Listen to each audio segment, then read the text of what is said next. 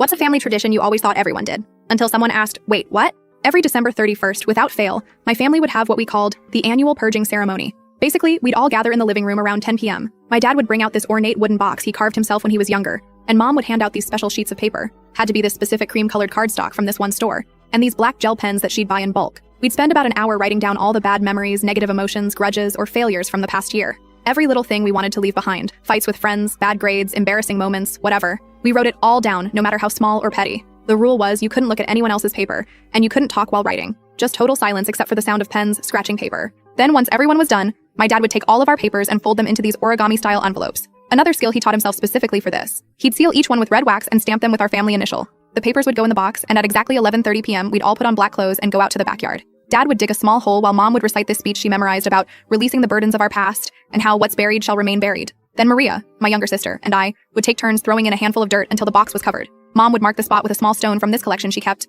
and by midnight we'd all be back inside drinking hot chocolate and talking about our hopes for the new year. I literally thought everyone did something like this. Fast forward to my junior year of college. I've been dating Nicholas for about 8 months, and things were getting pretty serious. He invited me to spend New Year's with his family, but I said I couldn't because I had to be home for our family tradition. When he asked what tradition, I explained it to him exactly like I just did here, not realizing how freaking weird it sounded until I saw his face. He was just staring at me with this look of complete disbelief, like his eyes were wide, and he kept opening and closing his mouth like he wanted to say something but didn't know where to start. I was confused because in my mind this was totally normal. He finally just said, wait, what? You guys bury your bad memories in your backyard? Every year? In a ceremony with matching outfits and a speech? When he put it like that, it did sound a bit intense, but I defended it, saying it was just our way of letting go of negative stuff and starting fresh. I even told him how our backyard had nearly 20 little stone markers from years of ceremonies. That's when he asked if we ever dug them up again, and I was like, OMG no, that would defeat the entire purpose. They're buried for a reason. Nicholas got really quiet and then carefully asked if my family was part of some spiritual movement or alternative religion. I laughed and said no, we were just regular people who happened to have this tradition, but he didn't seem convinced. The real moment of horror came when Nicholas asked if I could show him a picture of the backyard with all these memory graves, as he called them. I scrolled through my phone and found one from the previous summer,